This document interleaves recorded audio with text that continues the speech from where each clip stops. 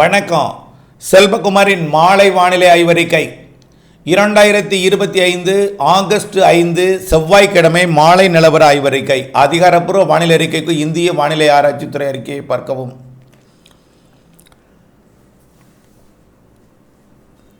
நேற்றைக்கு அதிகபட்சமாக புதுச்சேரியில் 11 சென்டிமீட்டர் மழை பொழிந்திருக்கு. புதுச்சேரி, முகையூர், விழுப்புரம்லாம் 10 சென்டிமீட்டர், தண்டராம்பேட்டு, திருவண்ணாமலை 8, 9 என்று நிறைய இடங்களில் மழை. பூதலூர், தஞ்சாவூர், புதுச்சேரி, ஆலங்காயம், திருப்பத்தூர், மேலும் 10 கண்ணு, புதுக்குச்சேரி 8 சென்டிமீட்டர், பணப்பாக்கம், ராணிப்பேட்டை 7, கிட்டத்தட்ட ஒரு 250 இடங்களில் நேற்றைக்கு மழை பொழிந்திருக்கிறது. நாம் அறிவித்தது போலவே இந்திய வானிலை ஆய்வு நிறுவனம் 20 காற்று சுழற்சி இல்லாமல் 3 காற்று சுழற்சின்னு சொல்லியிருந்தோமா. குமரிக்கடலில் ஒரு மெலிந்து சுழற்சி நீடிக்கணும். எல்லாமே பட்டியலிட்டு இருக்கிறார்கள் இந்திய வானிலை ஆய்வு நிறுவனத்தினர். அதாவது இந்திய வானிலை ஆய்வு நிறுவனம் முறைப்படி அறிவித்திருக்கிறதை பார்ப்போம். தென்மேற்கு வங்கக்கடல் பகுதியில் மேல் ஒரு வளிமண்டல மேலடுக்கு சுழற்சி நிலவுகிறது. ஒன்று, தென்மேற்கு வங்கக்கடல் பகுதியில். அடுத்தது, தென்னிந்திய பகுதியின் மேல், தென்னிந்திய பகுதினா ஒட்டுமொத்தம் தமிழ்நாடு, கேரளா, ஆந்திர பிரதேசம் மற்றும் தெலுங்கானா இதை ஒட்டிலே தான் நகர்ந்துக்கிட்டு இருக்குது. மேற்குன்னு சொன்னோமா இல்லையா? வங்கக்கடலோட வடக்கு பகுதியிலிருந்து மேற்கு நோக்கி நகர்ந்து சொல்லாமா, அதுதான் இது. நம்ம காலையில் சொன்னோம், இது மதிய அறிக்கை. இது தென்னிந்திய வளிமண்டலத்தில் மேலடுக்கு சுழற்சி ஒன்று நிலவுது. அடுத்தது, தெற்கு கேரளா மற்றும் அதனை ஒட்டிய பகுதியில் ஒரு வளிமண்டல சுழற்சி, அதாவது நம்ம சொன்னோம் குமரிக்கடலை ஒட்டி இருக்குன்னு, அது கேரளா பகுதிக்கு நகர்ந்துருக்கு. அடுத்தது, இது சாதாரண சுழற்சி கேரளா பக்கம் போனது. இப்போ இந்த 2 சுழற்சி 3 சுழற்சி ஒன்றிணைந்து தான் எல்லாமே அரபிக்கடலுக்கு போயிடும். அப்புறம் ராயல்சீமா பகுதியில் ஒரு கீழடுக்கு சுழற்சி ஒன்று, சாதாரண சுழற்சி தான் எல்லாமே. கீழடுக்கு சுழற்சி தான் அங்கே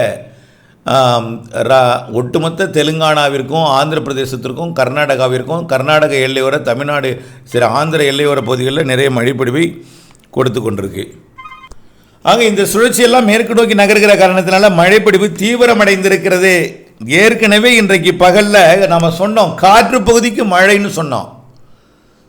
கரூர் மாவட்டம், கடவூர் சுற்று வட்டார பகுதியில் வியப்பூட்டும் மழை. திண்டுக்கல் மாவட்டம், கரூர் மாவட்ட எல்லை பகுதியிலையும் மழை. இன்றைக்கு பெரும்பாலான இடங்களில் சேலம் தொடங்கி கிடைக்கையும், கரூர் மற்றும் திருச்சி மாவட்டம் தொடங்கி டெல்டாவிற்குள்ளும் வந்து கொண்டிருக்கிறது மழை. இன்றைக்கு நேற்றை விட கூடுதல் பரப்பளவு எதிர்பார்க்கப்படுகிறது. தற்பொழுது அரியலூர், பெரம்பலூர் மாவட்டம், திருச்சி மாவட்டம், புதுக்கோட்டை மாவட்ட வடக்கு பகுதியெல்லாம் மழை பொழிவை தொடங்கியிருக்கு. அது இல்லாமல் சேலம், நாமக்கல் மாவட்டத்தில் ஆங்காங்கே, தருமபுரி மாவட்டத்தில், கிருஷ்ணகிரி மாவட்டத்தில் ஆங்காங்கே, அப்படியே கர்நாடகாவிலிருந்தும் அப்படியே நெல்லூர் பகுதியை நோக்கி வந்து கொண்டிருக்கும் மழை. இன்றைய மழைப்பொழிவு நாளை அதிகாலை வரை நீடிக்கும். டெல்டாவிற்கும் உண்டு. இதில் நாம் இன்றைக்கு கொஞ்சம் கூடுதல் பரப்பில் எதிர்பார்த்துருந்தோம், ஆனால் நாளைக்கு தான் கூடுதலாக தெரியுது. ஆனால் இன்றைக்கு இரவு வடகடலோரம், வடவுள் மாவட்டம், டெல்டா பகுதிக்கு ஆங்காங்கே கொடுக்கும். நாளை அதிகாலை வரைக்கும் தெலுங்கானாவிற்கு ரொம்ப எச்சரிக்கைங்க. தெலுங்கானான்னு திரும்ப வரும். இனிமே கர்நாடகா மற்றும் தெலுங்கானா, ஆந்திர பிரதேசம், குறிப்பாக தினசரி தெலுங்கானா, அதுவும் ஹைதராபாத் வரக்கூடிய நாட்களிலே பேசு பொருளாக போகிறது. ஹைதராபாத் பொறுத்திருந்து பாருங்கள். அந்த இறுதியில் அங்கே நிறைய மழைப்பிடிப்பு காத்திருக்கு. இங்கே இருக்கிற மழை தான் அங்கே போக போகுது. இரு காற்று இணைவு எல்லாமே, கிழக்கு காற்று, வடமேற்கு காற்று எல்லா இணைவும் தெலுங்கானாவில் ஏற்பட போகுது. புதிய காற்று சுழற்சியும் தெலுங்கானாவில் மழைப்பிடிப்பை கொடுக்க போகுது. இது தொடர்பாக இறுதி வரை கேட்டு பயன்பெறுங்க. நாளைக்கு புதன்கிழமை இன்றைய விட கூடுதல் பரப்புற மழைப்பிடிப்புக்கு காற்று பகுதிக்கும் உண்டு. வியாழக்கிழமை உண்டுங்க. நாம் 8ஆம் தேதியோட நம்ம டெல்டா பகுதிகளுக்கு கொஞ்சம் தீவிரம் குறையும் சொன்னோமா, இல்லை, தொடர்ந்து இருக்க போகிறது. வங்கக்கடலில் தென்மேற்கு பகுதியில் நீடித்து கொண்டிருக்கூடிய இந்த காற்று சுழற்சி ரொம்ப மெதுவாக நகருது. 8ஆம் தேதி நிறைவடையாது. 8ஆம் தேதியே கனமழை தெரியுது டெல்டாவிற்கு. எல்லா மாவட்டங்களுக்கும் உண்டுங்க. இது வரைக்கும் எங்களுக்கு பெய்யவில்லையே என்ற கவலையில் இருப்பவர்கள் தயவு செய்து கவலைப்பட வேண்டாம். எல்லா நாளும் மழை உண்டு. ஒரு 15ஆம் தேதி வரைக்கும் தமிழ்நாடு உள்ளிட்ட தென் மாநிலங்களுக்கு மழை உண்டு. இதில் 8ஆம் தேதி கனமழை இருக்குது. பெரும்பாலான மாவட்டங்கள் 6, 7, 8 8ம் இருக்குது. 9ம் தொடரும். எல்லா மாவட்டங்களுக்கும் கடலோரமும் 10ம் தொடரும், 11ம் தொடரும். ஆக என்னங்க 15 வரை இருக்குங்க. அதாவது ஆந்திர பிரதேச வளிமண்டலத்தில் உருவாகக்கூடிய அந்த ஆந்திர பிரதேசம் நெருக்கக்கூடிய அந்த காற்றழுத்த தாழ்வு பகுதியும் அரபிக்கடலில் நீடித்து கொண்டிருக்கூடிய இணைப்பு சுழற்சியால் பிணைக்கப்பட்டு கண்டிப்பாக மழைப்பொழிவை தொடர செய்ய போகிறது 12ஆம் தேதிக்கு மேலும். இதில் தினசரி மழை உண்டுங்க. மழை இல்லாதனால இருக்க மாதிரி எனக்கு தெரியல. தினசரி மழை உண்டு. இதில் மிக முக்கியமாக ஒரு தகவல் என்னென்னா, வரக்கூடிய 15ஆம் தேதி வாக்கில் ஆந்திர பிரதேசம் மற்றும் ஒடிசா கரையோரத்தை நெருங்க போகிற அந்த காற்றழுத்த தாழ்வு நிலை 15ஆம் தேதி வாக்கில் காற்றழுத்த தாழ்வு பகுதியாகி 16ஆம் தேதி அது விசாகப்பட்டினம் அருகே கரை கடக்கும் பொழுது இருகாற்று இணைவு தெலுங்கானா ஆந்திர பிரதேசத்தின் வடக்கு பகுதியில் அதிகமான ஒரு 16-17 தேதிகளில் இருகாற்று இணைவை ஏற்படுத்தும். இதனால் விஜயவாடா முதல் ஹைதராபாத் வரைக்கும் நிறைய மழைப்பொழிவு காத்திருக்குன்னு ஏற்கனவே சொல்லியிருக்கோம். 16-17ஆம் தேதி கொஞ்சம் பாதிக்கும் மழைப்பொழிவாக தெரியுது ஆந்திர பிரதேசம் மற்றும் தெலுங்கானாவின் பல்வேறு பகுதிகள். அப்படியே மகாராஷ்டிரா வரைக்குமே, மகாராஷ்டிராவோட மும்பை, சூரத், குஜராத்தோட சூரத் பகுதி வரைக்கும் நிறைய மழைப்பொழிவு தெரிகிறது அந்த நாளில். ஓகே, இது ஒரு உரம் இருக்க.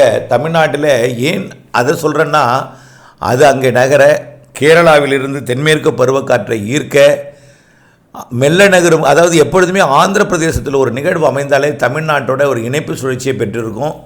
அதோட விட்டம் கொஞ்சம் அதிகமாக இருக்கும். வடகடலோரமும் மழைப்பொழிவை கொடுக்கும். ஆந்திர பிரதேசம் தமிழ்நாட்டின் ஆந்திர எல்லையோர மாவட்டங்கள், கர்நாடகா மற்றும் கர்நாடக எல்லையோர தமிழ்நாட்டின் மாவட்டங்கள், ஒட்டுமொத்த கேரளாவிலிருந்து வரக்கூடிய மழை, பாலக்காடு, கணவாயெல்லாம் மழைப்பொழிவை தொடர செய்யும். கண்டிப்பாக 22ஆம் தேதி வரை மழை இருக்குங்க மேற்கு தொடர்ச்சி மலை மாவட்டங்களுக்கும் கேரளாவிற்கும்.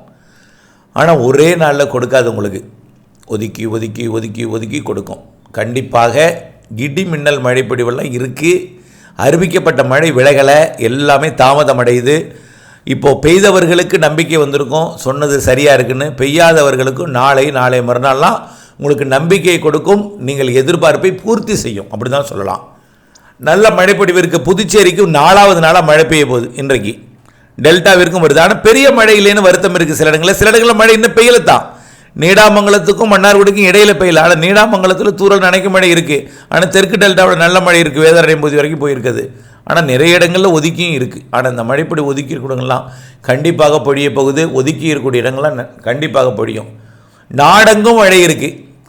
ஆகஸ்ட்டு 15 வரை இந்த சிஸ்டம், ஆகஸ்ட் 15லேருந்து 20 வரைக்கும் அடுத்த சிஸ்டம், 22லேருந்து 31 வரை அடுத்த சிஸ்டம். அது வலுவாக இருக்கும். அதுவும் கேரளா, கர்நாடகா எல்லாம் நாடெங்கும், தென் மாநிலங்கள், வட மாநிலங்கள் எல்லாம் கொடுக்கும்.